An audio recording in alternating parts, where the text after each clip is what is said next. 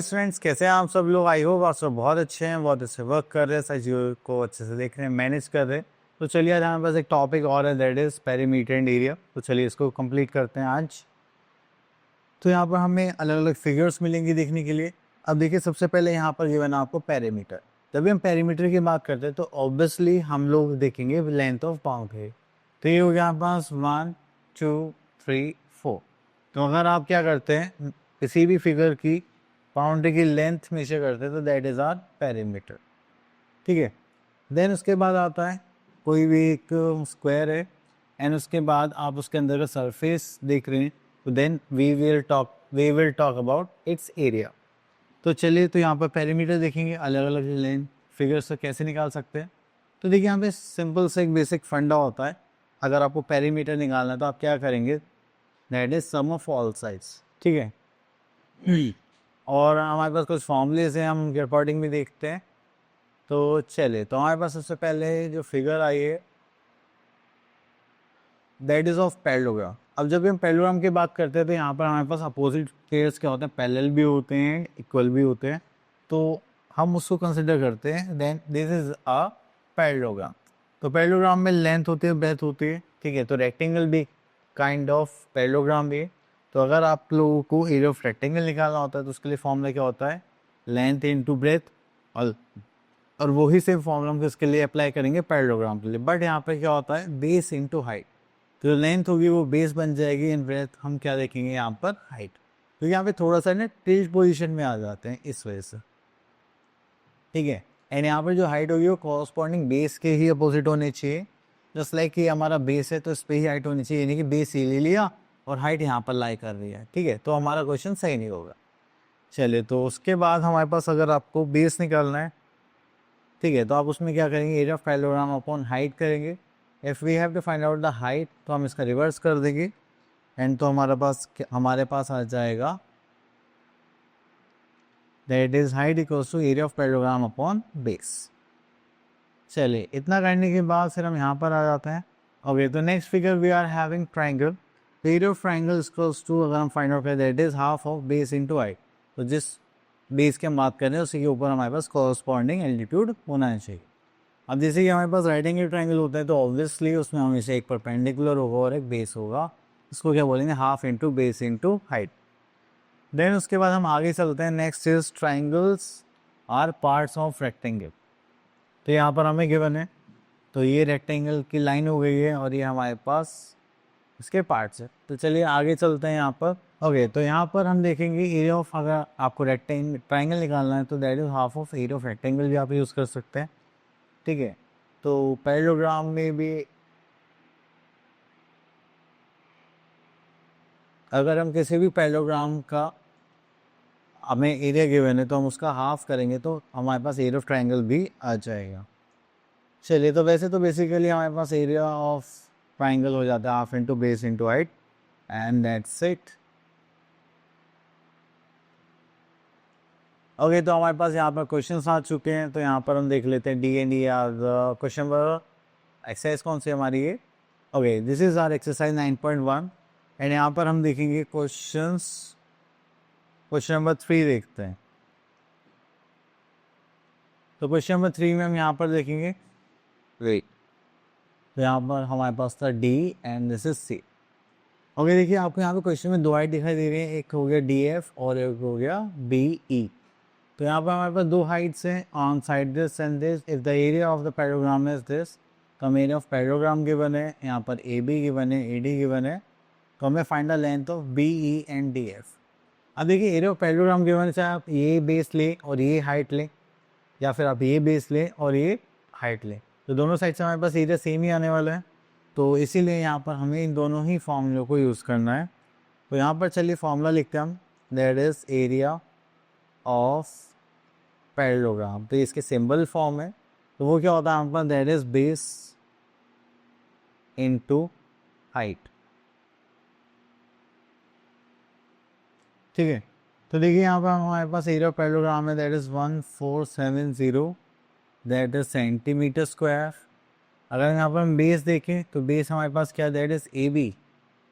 ए B की length हमें कितनी गिवन है, 35 and this is centimetre. And height की बात करें तो हाइट हमारे पास यहाँ पे क्या आ जाएगी, डी एफ। तो डी एफ हमें फाइंड आउट करना है। चलिए हम यहाँ पे लिख लेते हैं डी एफ।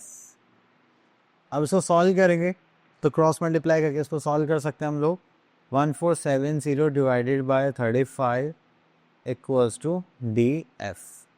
तो 7 से करेंगे तो 5 टाइम्स 7 से करेंगे 210। इसको करेंगे तो 5 4 ज़ा एंड 5 2 ज़ा। तो हमारे पास डी एफ की जो लेंथ आ गई है दैट इज़ 42 सेंटीमीटर। आंसर। ठीक है। चलिए इसके बाद हमारे पास एक और हमें साइड निकालनी थी बी ई। बी मतलब हमें एल्टीट्यूड फाइंड आउट करना है, तो उसका मतलब हमारे पास डी ए या ए डी होना चाहिए, जो कि हमारे पास गिवन है। तो चलिए इसको सॉल्व करते हैं हम। चलिए इसको इधर सेंड कर देते हैं। हाँ अच्छा नहीं लग रहा, चलिए इसको इधर ही कर देते हैं। देन उसके बाद फिर से हम यहाँ पर एक फॉर्मूला लिखेंगे, just like area of parallelogram equals to वो होगा हमारे पास बेस इनटू हाइट। चलिए थोड़ा सा फिगर देखने की हमें ज़रूरत है, तो मैं यहाँ से क्वेश्चन पिक कर लेता हूँ। चलिए ये हो गया हमारे पास क्वेश्चन। तो इस बार हमें क्या निकालना है, बी ई। तो बी ई निकालने के लिए हमारे पास क्या होनी चाहिए, डायमेंशंस होनी चाहिए। वेट, अब देखिए बी ई के लिए हमारे पास क्या होना चाहिए, यहाँ पर ये था हमारे पास D and this is 4C। तो बी हमारा क्या हो गया, बी हाइट, और ये क्या हो गया हमारा बेस। तो एरिया ऑफ पैरेललोग्राम हमारे पास यहाँ पर जो है 1470। देन बेस की बात करेंगे that is A D, and height की बात करेंगे तो दैट इज बी ई। इतना करने के बाद फिर यहाँ पर आ गया 1470 इक्वल्स टू ए डी की बात करेंगे तो यहाँ पर हमारे पास आ जाएगा 49 इक्वल्स टू। बी की बात करेंगे, बी कितना है हमारे पास, बी ई वो तो हमें फाइंड आउट ही करना, तो चलो इसको एज इट इज लिख लेते हैं, just like B and this is E. Okay, तो इतना करेंगे तो यहाँ पर क्रॉस मल्टीप्लाई करेंगे दैट इज बी ई। ये मल्टीप्लाई इधर जाएगा तो हमारे पास 1470 डिवाइड बाय 49।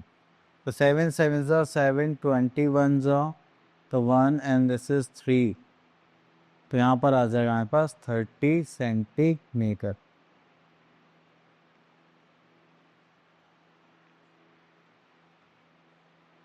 ठीक है। तो चलिए इसी टाइप से आपको क्वेश्चन करने, तो आई होप आपको क्लियर हो गया होगा। तो हमने यहाँ पर 2 बार फॉर्मूला यूज़ करा अगर देखा जाए तो, एंड दोनों बार ही हमने यहाँ पर अलग अलग साइड्स निकाले हैं। तो चलिए देन उसके बाद एक ट्रायंगल बेस क्वेश्चन ले लेते हैं।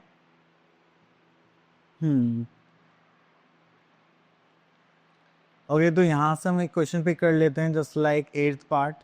यहाँ पे गिवन है find the base of a triangle whose area is this and height is this. तो अगर आपसे कोई पूछे कि एरिया ऑफ ट्रायंगल का फॉर्मूला क्या होता है, that is area of triangle. तो उसके लिए हम क्या बोलेंगे, that is base into height. ठीक है। तो अगर यहाँ पर हम देखेंगे हमारा बेस कितना है, एंड आई थिंक वो तो हमें निकालना है, तो बेस के लिए हम यहाँ पर यूज़ कर लेते हैं बी, एंड हाइट के लिए हमारे पास 11 सेंटीमीटर है ही, और एरिया हमें यहाँ पर गिवन है 220 सेंटीमीटर स्क्वायर। बट हमें इसमें हाफ भी लगाना होता है, half into base into height. ठीक है। अब उसी क्रॉस मल्टीप्लाई करेंगे तो दिस इज 220 इंटू 2। ये डिवाइड में तो मल्टीप्लाई में जाएगा, और ये मल्टीप्लाई में तो ये डिवाइड में चला जाएगा, तो ये हो जाएगा हमारा बेस। 11 2 टाइम्स चला जाएगा यहाँ पर देखेंगे तो that is 2 to 40 and this is centimetre close to base.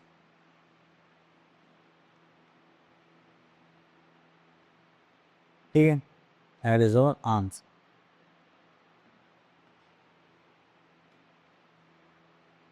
चलिए इतना करने के बाद फिर हम आगे चलते हैं। तो ये सारी शेप्स हैं हमारे पास, जिनको आप इजीली कर सकते हैं। नेक्स्ट आ जाते हैं हम अपने नेक्स्ट टॉपिक की तरफ, दैट इज सर्कल्स।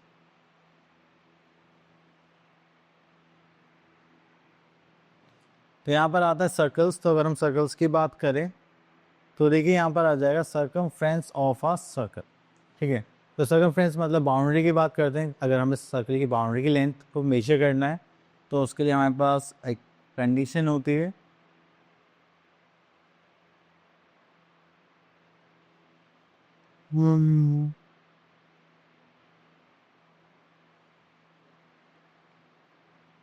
ओके, तो सर्कमफ्रेंस निकालने के लिए हमारे पास यहाँ पर एक छोटा सा फॉर्मूला होता है, that is circumference of circle equals to pi D and that is 2 pi R. इसको करने के बाद फिर हम यहाँ पर देखेंगे तो यहाँ पर आता है हमारे पास that is area of circle. Area of circle के बारे में हम यहाँ पर देखेंगे, एरिया इक्वल्स टू वो क्या हो जाता है पाई आर स्क्वायर। तो जब भी हमें बाउंड्री निकालनी है या एरिया निकालना हो सर्कल का तो हमारे पास दो अलग अलग फॉर्मूले हुए हैं एंड दैट्स इट। तो चलिए उसके बाद हम आगे चलते हैं। तो now we are having skill exercise that is 9.2 and यहाँ पर हम देखते हैं कुछ क्वेश्चंस। ओके ओके, तो यहाँ पे बोला गया क्वेश्चन नंबर 4 में find the area of the circle having this. तो चलिए यहाँ से हम एक बेसिक सा क्वेश्चन ले लेते हैं, इससे फॉर्मूला आपको यूज़ करना आ जाए। फिर एक थोड़ा सा अच्छा सा क्वेश्चन लेंगे। तो देखिए हमें यहाँ पर रेडियस गिवन है और हमें एरिया निकालने के लिए बोला गया है। तो एरिया ऑफ सर्कल का फॉर्मूला होता है हमारे पास that is area of circle. ठीक है, तो उसके अलावा फॉर्मूला होता है हमारे पास pi r square and pi की वैल्यू हमारे पास 2 होती है, जैसे 22/7। और आपके पास रेडियस 7 के मल्टीपल में है तो आप ये वैल्यू लेंगे, और अगर नहीं है तो आप यहाँ पे लेंगे 3.14। तो यहाँ पर करेंगे तो दैट इज 22/7 इंटू रेडियस आना 49 इंटू 49। अगर आप इसको कैंसिल आउट करेंगे 7 1 7 7 7 49, देन हमारे पास यहाँ पर आ जाएगा that is 22 multiply by 49 into 7। And क्योंकि हम एरिया निकालने तो ये स्क्वायर यूनिट्स में होगा तो हमारे पास जो यूनिट थी दैट इज सेंटीमीटर, और यहाँ पर हम कर देंगे स्क्वायर। ठीक है, तो चलिए इसके मल्टीप्लाई करते हैं। यहाँ पर करेंगे तो that is 22 multiply by 49 into 7 क्या हो जाएगा 7546 सेंटीमीटर स्क्वायर। चलिए इसको करने के बाद फिर हम यहाँ पर आ जाते हैं जहाँ पे बोला गया क्वेश्चन नंबर 10 अ गार्डन। अब देखिए यहाँ पर बोले गए question that is a garden is 120 metre long and 85 metre broad. Inside the garden there is a circular pit of diameter 14 metre. Okay, find the cost of planting the remaining part of the garden at the rate of this per square metre. अब suppose करिए हमने यहाँ पर एक rectangle field ली and then उसमें हम क्या कर रहे हैं प्लांट ग्रो कर रहे हैं। प्लांट ग्रो करने का मतलब एक सर्कल बना रहे हैं, ठीक है, और यहाँ पर हमें प्लांटेशन करनी है तो उसकी कॉस्ट निकालनी है। तो पहले तो हमें एरिया निकालना पड़ेगा, देन उसके बाद उसकी कॉस्ट मल्टीप्लाई करनी पड़ेगी। तो यहाँ पर हम क्या करेंगे, पहले निकालेंगे एरिया ऑफ रेक्टेंगुलर पार्ट। तो हम यहाँ पे लिख लेते हैं एरिया ऑफ होल गार्डन। ठीक है, तो वो क्या हो जाएगा रेक्टेंगल शेप में तो हो जाएगा लेंथ इनटू ब्रेथ। तो लेंथ है हमारे पास 120 मीटर एंड ब्रेथ है हमारे पास 85 मीटर। अगर आप इनके मल्टीप्लाई करेंगे तो कितना आ जाएगा, चलिए करते हैं। तो ये हो जाएगा 120 into 85 metre that is 10,200 metre square. अब उसके बाद हमने सर्कुलर पिट बनाया है जिसका डायमीटर 14 है। तो चलिए यहाँ से करते हैं हम एरिया ऑफ सर्कुलर पिट, वो कितना है हमारे पास that is pi r square. अब देखिए यहाँ पर हमें डायमीटर गिवन है तो हमें क्या चाहिए रेडियस। रेडियस क्या होता है डायमीटर का हाफ होता है दैट इज 14/2 करेंगे तो कितना आ जाएगा 7 मीटर। तो हमारी क्या आ गई रेडियस। तो यहाँ पर इस फॉर्मूले पुट करेंगे 22/7 इंटू 7 इंटू 7 सॉरी एक कट जाएगा हमारे पास तो ये बचेगा 144 sorry 154। That is metre square. अब हमें क्या चाहिए, रिक्वायर्ड एरिया चाहिए जो हमारे पास बचा हुआ है, तो यहाँ पर ले लेते हैं हम जस्ट लाइक रिक्वायर्ड एरिया।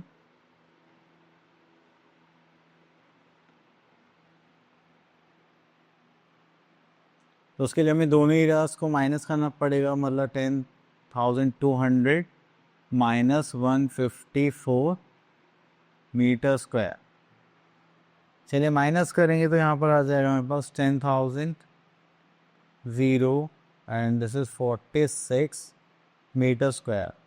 अब हमें क्या करना है, इसे कॉस्ट निकालने हैं, तो कॉस्ट निकालने के लिए पहले हम इसका रेट देख लेते हैं, दैट इज़ 5.5 पर स्क्वायर मीटर। तो चलिए यहाँ पर अब हम कॉस्ट निकालने वाले हैं, तो चलिए यहाँ पर लिखते हैं cost of 1 metre square garden, ठीक है, दैट इज़ ₹5.5। एंड हमारे पास जो टोटल एरिया गार्डनिंग के लिए जो हमें सही से करना है दैट इज़ 10,046। तो यहाँ पर लिख लेते हैं हम cost of 10,046 metre square garden equals to यहाँ पर आ जाएगा दैट इज़ ₹5.5 इंटू 10046 मल्टीप्लाई करेंगे तो यहाँ पर आ जाएगा दैट इज़ 10046 मल्टीप्लाई बाय 5.5, तो हो जाएगा 55,253 रुपीज़ एज आंसर।